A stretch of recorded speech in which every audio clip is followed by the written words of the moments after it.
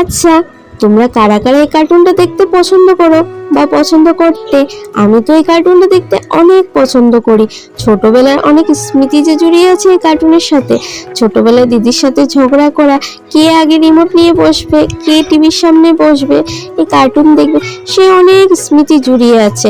আমি তো এখনো সময় পেলে বাচ্চাদের সাথে বসে বসে কার্টুন দেখি, আমার খুবই পছন্দ। হ্যালো এভরিওয়ান, আমি হলাম মনীষা। আমার ছোট্ট একটা মিনি ব্লগে তোমাদের অনেক অনেক স্বাগত জানাই। সকালবেলা এখানে বড় টিফিন প্যাক করছি, যেহেতু আজকে অনেক গরম পড়েছে, তো সিম্পল টিফিন দিয়েছি বরকে। আজকে দিয়েছিলাম ডাল, বেগুন ভাজি, টমেটো চাটনি, আর সাথে দিয়েছিলাম ভূত মরিচের আচার।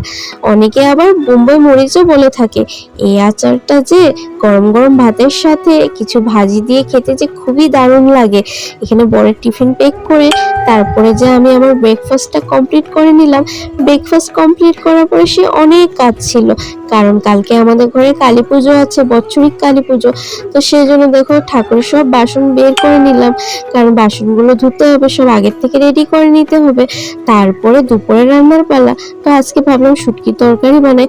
আমাদের ঘরে আবার যে শুটকি খেতে সবাই ভালোবাসে, তো ভাবলাম আজকে শুটকি তরকারি বানাই।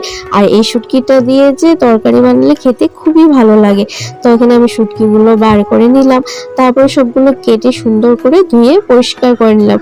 আর সাথে আজকে বানিয়েছিলাম শসা দিয়ে, শস্য দিয়ে।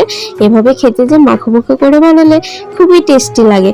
তো তারপরে দেখো এখানে আমার শুটকি তরকারিটা বানানো কমপ্লিট হয়ে গেছে।